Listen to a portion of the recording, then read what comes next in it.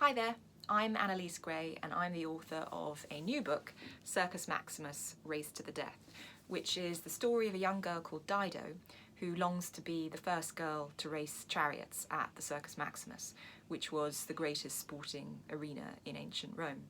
But Dido finds herself in terrible danger one night after seeing something she shouldn't, and she's forced to leave her home and everything that she loves.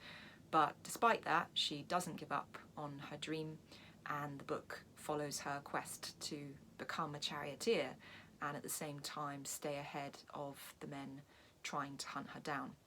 I'm going to read you a little bit from the second chapter of the book, which takes place on the day of some races at the Circus Maximus, and we meet Dido, who is working as a groom in the stables of the Greens, which is one of the 4 big racing teams in Roman chariot racing, and it's where her father Antonius is the head trainer.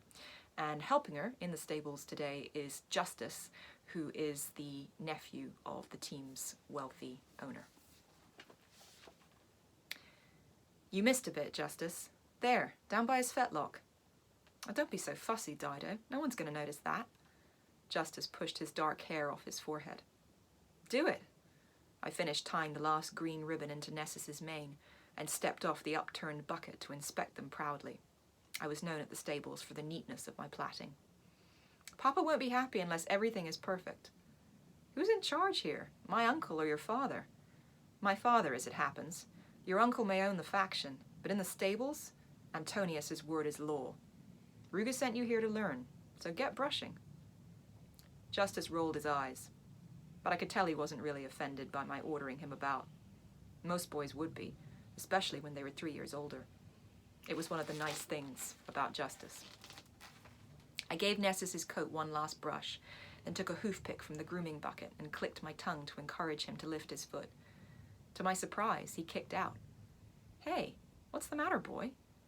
Nessus swished his tail angrily. Maybe he thinks his feet are clean enough, suggested Justus.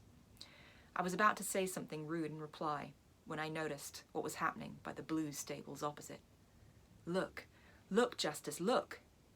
I jumped up on the half door of the stall, balancing on my elbows. Outside was the usual race day scene of chaotic activity.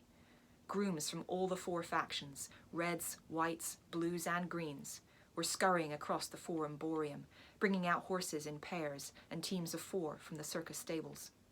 A stench lingered in the air from the piles of uncleared dung. Glossy with water and sweat, the horses were twitching as they eyeballed the crowds, their nostrils opening and closing like bellows as they were hitched into harness.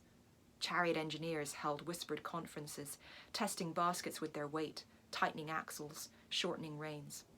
Vets watched critically as horses were given a final walkout in front of them. But none of that interested me right now. Everyone in the Forum, even the Green supporters, was watching the stables opposite ours, which were being used by our great rivals, the Blues. A man wearing a close-fitting helmet over his long curly black hair and a breastplate of leather strapping over his blue tunic had emerged from the driver's changing room and was holding up his hand to acknowledge the cheers of the Blues supporters.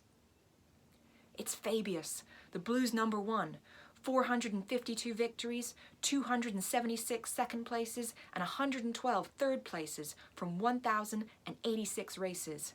Come over here, Justus. You have to see this.